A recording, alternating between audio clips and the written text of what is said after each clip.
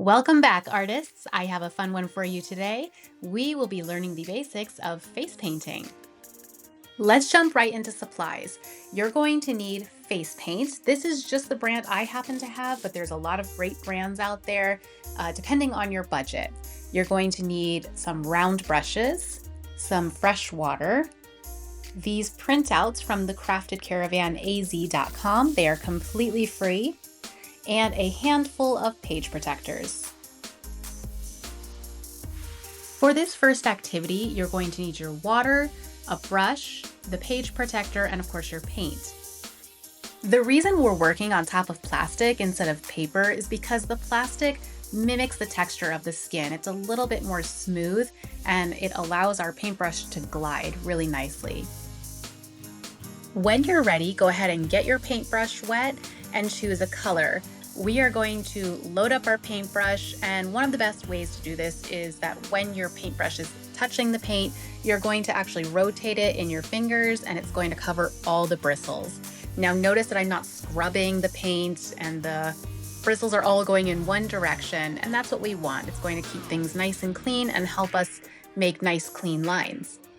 As a side note, it can be tricky to figure out the correct ratio of water to paint. Be patient with yourself and keep practicing. I've seen professional face painters have designs run down the face because there's too much water. It happens to all of us, and we deserve patience and grace. Okay, let's get painting. We are going to be working on teardrops. This is essentially a tapered line, and it's used in a variety of designs in face painting. And all I'm doing here is I'm pressing the bristles all the way down. And as I move my arm and hand toward myself, I am lifting up so it gets skinnier as it moves toward me. Now, even though these lines look relatively simple, they can be tricky. So keep practicing and remember to have fun with it.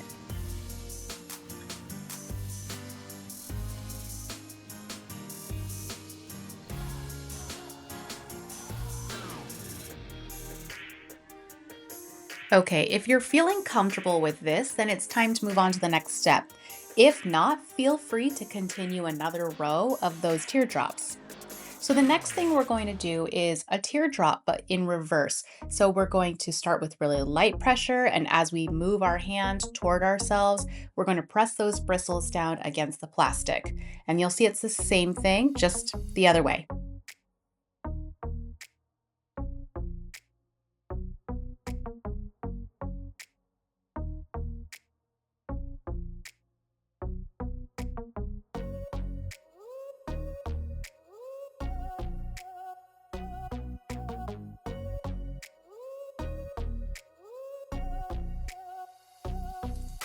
Let's move on to making curls.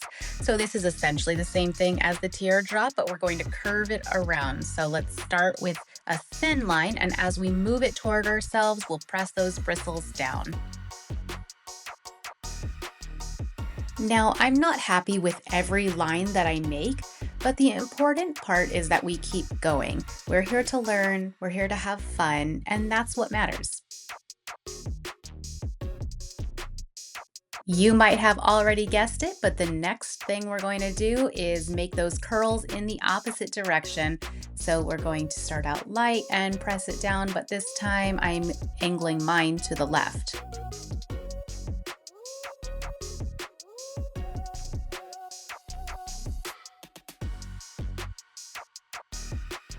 Okay, let's try those curls, but this time let's try applying pressure with our brush and then slowly lifting up.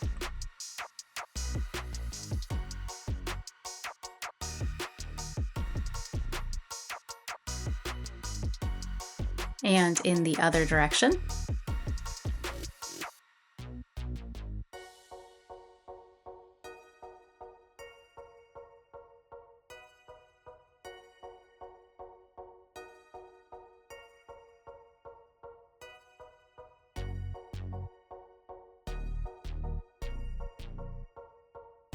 Okay, let's get fancy and combine what we just learned into a swirl. So this is going to start like a tapered line, but it's going to curl around just like the curls we just did.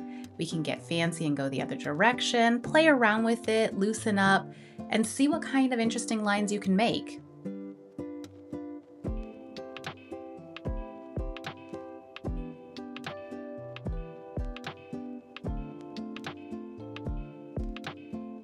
These page protectors are great because you can save some of the designs you've done earlier. So you can see that these are some teardrops that I've done before. And if you place them in bunches or you connect them, you can make some really interesting things. I encourage you to keep all your practice sheets so that you can pick out the designs you like and use those ones later. Now let's grab the face worksheet and slide that into a new page protector. We are going to practice some of these designs now on the face. So one of the most common places to do a face paint design is out of the corner of the eye or on the forehead or cheek. So I'm going to start mine out of the corner of the eye. You can start yours anywhere you like. One of the things to know about the teardrop is that the small end of the teardrop acts as an arrow. So if you want a focal point like the eyes, then have all of those skinny ends pointing toward the thing you want people to notice. Now's your time to let loose and have fun and use those skills we just learned to create your own designs. I'm starting out of the corner of the eye, but feel free to start anywhere on the face. There's no wrong way to do this. We haven't yet discussed color, so have fun with yours and play around with them. Coming up next, I'm going to show you how to use two colors on one brush to create a really simple and effective design. I'm going to set this design aside so that I can show you a technique that has real visual impact and it's very simple.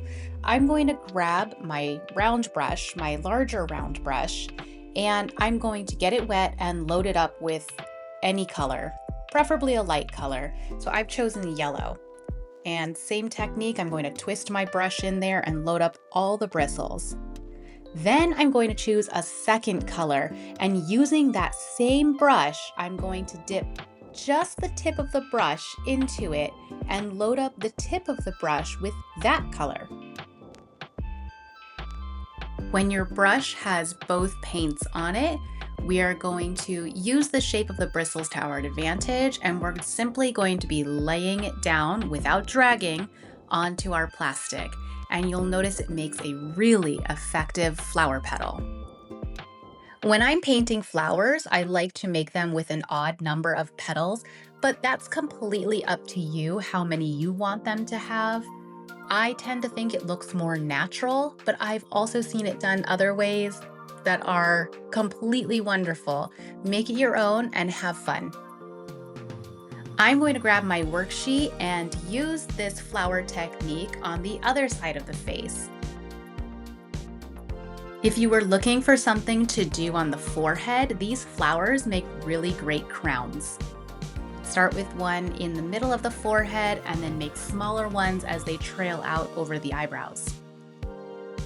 To finish my flower design, I'm going to add some green swirls, and that will give it some color and make it really come to life.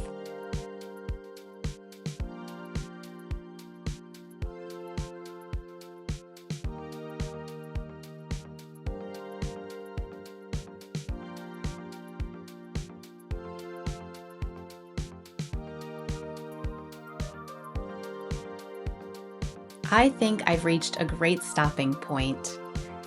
I highly recommend holding on to your used page protectors. These can be a lot of fun to get ideas from later on, and it's always fun to see the full effect by putting the worksheet inside or underneath them.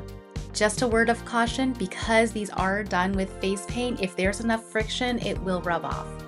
If you enjoyed this video, please consider hitting the like and subscribe button. Keep creating, and I'll see you next time.